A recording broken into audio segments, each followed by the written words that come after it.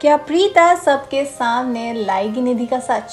जी हाँ, बात हो रही है ZEE5 पर आने वाले टेलीविजन शो कुंडली भाग्य की, जहां आज के एपिसोड की शुरुआत होती है जब सभी परिवार वाले जन्माष्टमी की पूजा कर रहे होते हैं और तभी निधि को जाता देख प्रीता उसके पीछे पीछे निकल जाती है और प्रीता को महसूस करने पर करण भी पीछे पीछे प्रीता को ढूंढने निकल जाता है।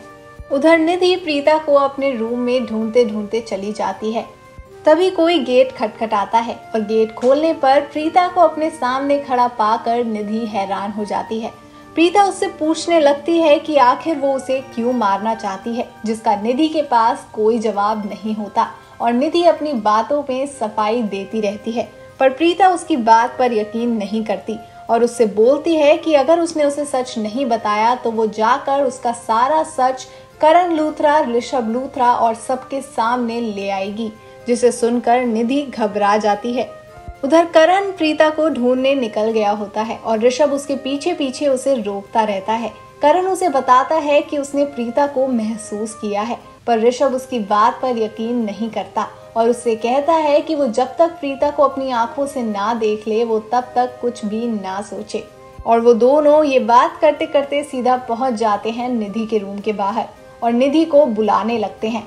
गेट की खटखटाहट सुनकर दोनों घबरा जाते हैं, इसलिए निधि प्रीता को गेट के पीछे छुपा देती है और उनसे वहां से जाने के लिए कहती है, ये कहकर कि वो अभी आ रही है। उधर सृष्टि शंभू को देखकर परेशान हो जाती है और उसे रोकने की कोशिश में लग जाती है। शंभू उसके आगे भाग रहा होता है, पर वो जैसे ही पलटकर देखता है पूजा की थाली लेकर सृष्टि उसके सर पर मार देती है, जिसकी वजह से वो बेहोश हो जाता है। वहीं दूसरी ओर काव्या अपनी माँ के बारे में सोचते हुए रूम में बैठकर रो रही होती है, जिसको वरुण देख लेता है और उसे चुप कराने के लिए उसके पास जाता है।